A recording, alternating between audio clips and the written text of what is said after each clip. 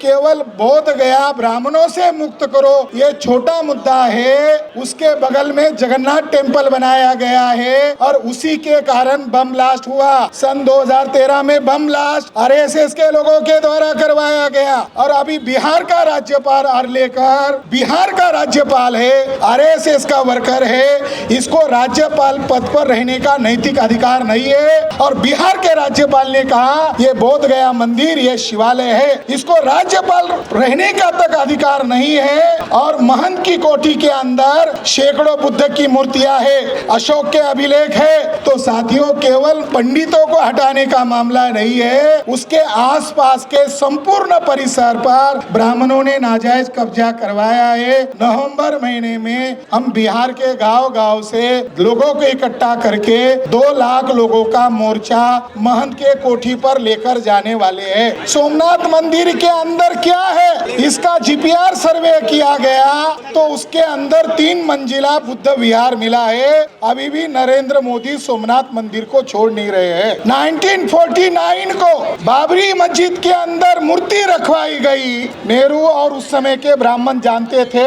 ये साकेत है। और 1949 को ही महाबोधि महाविहार का एक्ट बनाया गया। 1895 में अनागारिक धर्मपाल जी का ब्रिटिश कोर्ट में केस चला था और महंत ब्राह्मण दावा कर रहा था कि इस पर बौद्धों का कोई अधिकार नहीं है, ये हमारा है। तो उस समय के जो जज थे मैकफर्सन उनका नाम था, तो कोर्ट में एक डॉक्यूमेंट महंत को पढ़ने के लिए दिया गया, एक आधार, एक सबूत जिसको एग्जिबिट नंबर 57 यानी कोर्ट की भाषा में जो सबूत देते हैं उसको एग्जिबिट नंबर कहते हैं। तो एग्जिबिट नंबर 52 ब्रह्मांड पुराण का एक सबूत महंत को पढ़ने के लिए कहा गया था। उसमें यह लिखा हुआ है ब्रह्मांड पुराण में कि अगर कोई द्विज ब्राह्मण गलती से भी बुद्ध विहार या बुद्ध मंदिर में जाता है तो उसे प्रायश्चित लेने के बावजूद भी उस ब्राह्मण की पाप से मुक्तता नहीं हो सकती। बौद्ध लोग ये पाखंडी और झूठे लोग हैं क्योंकि वे वेद के विरोधी है, इसलिए वे द्विज के वेद पर प्रेम नहीं करते। ब्राह्मणों ने बौद्धों की तरफ देखना भी नहीं चाहिए। जाने या अनजाने में भी ब्राह्मण अगर किसी बुद्ध विहार में जाता है तो उसे उनके इस पाप से कभी भी मुक्तता मिलने वाली नहीं है। ऐसा महंत ब्राह्मण को कोर्ट में पढ़ने को दिया तो महंत ब्राह्मण चुप हो गए। जो ब्राह्मण दावा कर रहे थे कि विहार पर हमारा अधिकार है, तो ब्रिटिश कोर्ट ने उन्हें ब्रह्म पुराण पढ़ने को दिया, तब ब्राह्मण चुप हो गया। तो साथियों, उस समय ब्राह्मण चुप हो गया और ब्राह्मणों का आज भी कब्जा है। हमारा विरोध किस लिए है? हमारा विरोध ये अधिनियम ही गलत है। ये जो 1949 का जो एक्ट बनाया गया है, ये एक्ट पंडित जवाहरलाल नेहरू के द्वारा बनाया गया एक्ट है।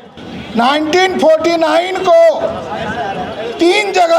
3 बुद्धिस्ट जगह पर कब्जा किया गया, उसमें से गुजरात का सोमनाथ मंदिर ये 1949 के समय ही कब्जा किया गया।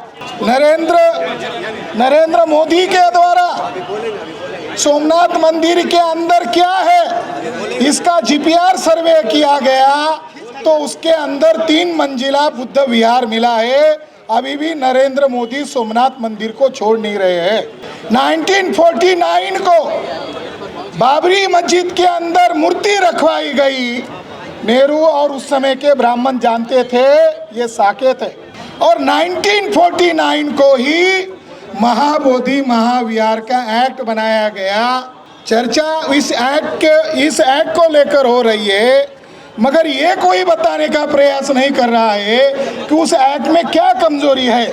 उस एक्ट के अंदर स्पष्ट तौर पर लिखा गया है कलम नंबर ख में कि समिति का चेयरमैन कलेक्टर होगा, 4 मेंबर ब्राह्मण होंगे और 4 मेंबर बुद्धिस्ट होंगे, बहुमत ब्राह्मणों का रहेगा।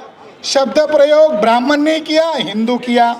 दूसरा उन्होंने इस एक्ट में लिखा हुआ है कि ये शैवों की भी भूमि है।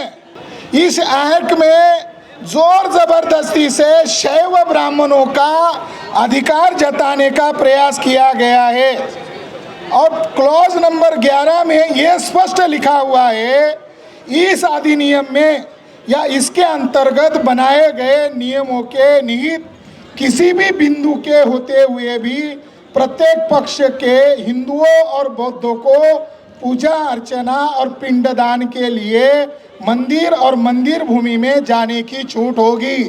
खुले तौर पर इस पर ब्राह्मणों का भी नियंत्रण रहेगा, ये कहा गया है। और इस एक्ट के अंतर्गत राज्य सरकार को होल अथॉरिटी दी गई है। सन 2018 में सिलीगुड़ी के मिस्टर वांगड़ी जी ने मुझे संपर्क किया। वो बड़े बुद्धिस्ट व्यक्ति थे, उनका लॉकडाउन में निधन हुआ। वो सन 2012 में सुप्रीम कोर्ट में गए थे और सन 2018 में सुप्रीम कोर्ट ने उनके खिलाफ फैसला दिया 5 लाइन का। बड़ा गजब का मामला है कि सुप्रीम कोर्ट में वांगड़ी जो बुद्धिस्ट व्यक्ति थे, उन्होंने केस दर्ज किया था, ये बौद्ध विहार बौद्धों के हवाले कर दो। तो जज महाशय ने कहा कि भारत की न्यायपालिका की मर्यादा है और बिहार असेंबली के द्वारा, बिहार लेजिस्लेचर के द्वारा जो एक्ट बनाया गया है उसमें हम लोग हस्तक्षेप नहीं कर सकते। ये बात खुली तौर पर समझ लीजिए कि भारत की न्यायपालिका बचना चाहती है। अगर ये एक्ट रद्द करना है तो बिहार के असेंबली में घुसना होगा। ये एक्ट अगर बदलना है तो बिहार के असेंबली पर कब्जा करना होगा या फिर देशव्यापी मास मूवमेंट खड़ी करनी होगी। इस मौके पर मैं ये इतना ही कहना चाहता हूँ कि केवल बोध गया ब्राह्मणों से मुक्त करो ये छोटा मुद्दा है, उसके बगल में जगन्नाथ टेम्पल बनाया गया है और उसी के कारण बम ब्लास्ट हुआ।